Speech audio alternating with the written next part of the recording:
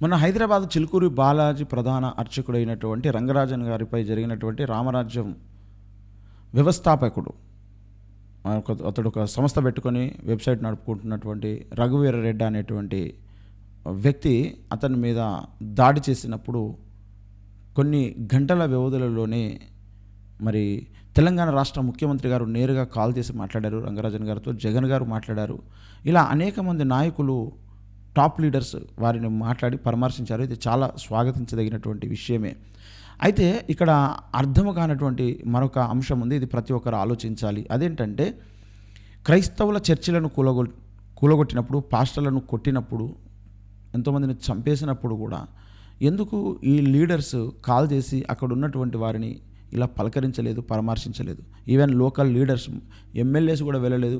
కనీసం సర్పంచ్లు కూడా వెళ్ళి పలకరించినటువంటి పరిస్థితులు లేవు. ఎందుకు?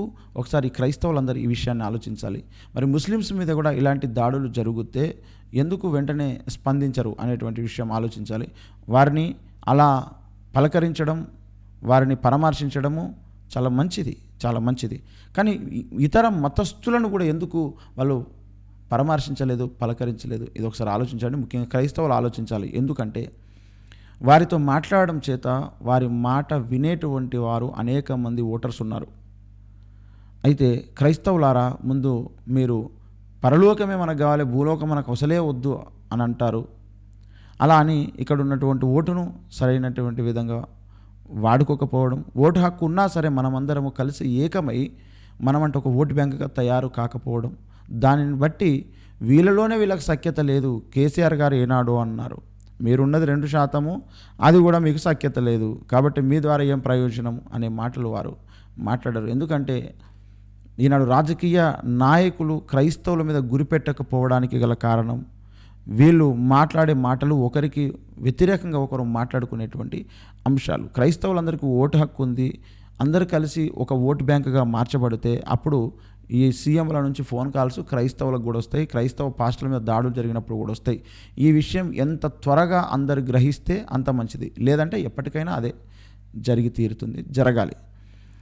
లేదంటే కనుక ఊరికనే ఇంకా ఫేస్బుక్లలో కామెంట్లు రాస్తూ కూర్చోవాల్సి వస్తుంది, లేదా బాధపడుకుంటా ఎవరికి వారు ప్రార్థన చేసుకుంటూ ఉండాల్సి వస్తుంది. ప్రార్థన చేయాలి, తప్పులేదు. టేబుల్ మీద వాటర్ ఉన్నాయి, అవి నా దగ్గరికి రావాలి, నా నాలుక తడపాలి అని ప్రార్థన చేస్తే జరగదు. అవి వెళ్ళి దేవుడిచ్చిన శక్తితో, తెలివితో వెళ్ళి ఆ వాటర్ తెచ్చుకొని త్రాగితే దాహం అనేది తీరుతుంది. అంతే తప్ప నీ నాలుక పిడిచికట్టుకుపోయేంత వరకు నువ్వు ప్రార్థించిన ఆ టేబుల్ మీద ఉన్న నీళ్ళు నీ దగ్గరికి రమ్మంటే రావు, కిచెన్లో ఉన్న నీళ్ళు రమ్మంటే రావు.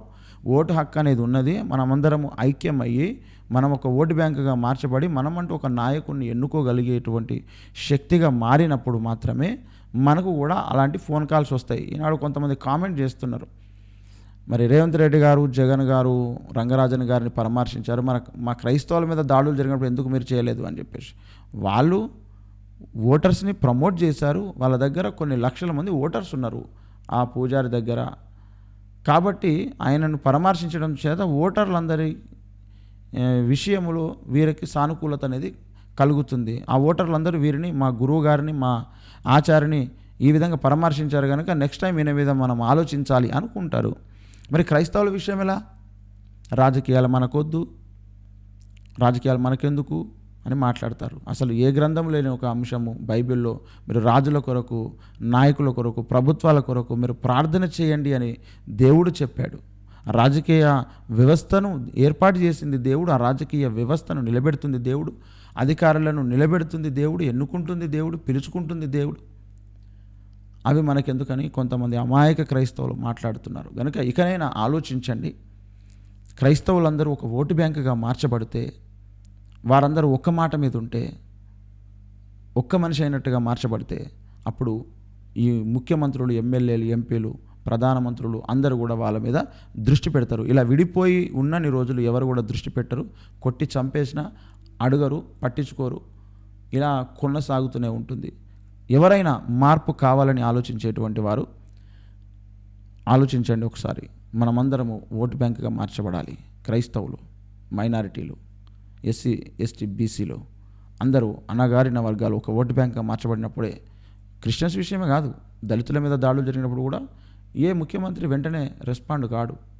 ఎంతోమంది ఇంతకుముందు మందకృష్ణ మాదిగ గారు దళితుల అమ్మాయి చనిపోయినప్పుడు ఎవరో కొందరు పాడు చేసి చంపేసినప్పుడు ఏ ముఖ్యమంత్రి మాట్లాడలేదు, పలకరించలేదు.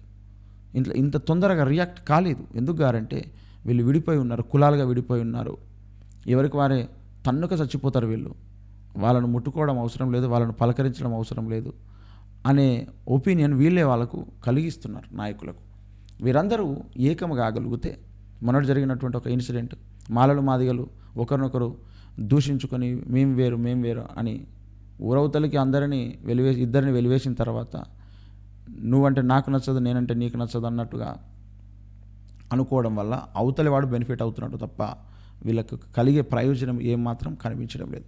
ఈనాడు క్రైస్తవ డినామినేషన్ల పరిస్థితి కూడా అదే. వీళ్ళు ఎవరికి వారే మేమే ఎత్తబడే సంఘం అంటే మేమే ఎత్తబడే సంఘం అని ఇష్టం వచ్చిన సిద్ధాంతాలు రాద్ధాంతాలు చేసుకొని ఈనాడు ఉన్నటువంటి రాజకీయ వ్యవస్థకు దూరం అయిపోయినరు.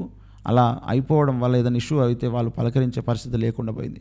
ఇకనైనా ఆలోచించి ఒక జ్ఞానవంతమైన నిర్ణయాలు ప్రతి ఒక్కరూ కలిసి తీసుకోవాలని కోరుకుంటున్నాను. మీకేమనిపించిందో కింద కామెంట్లు తెలియచేయండి.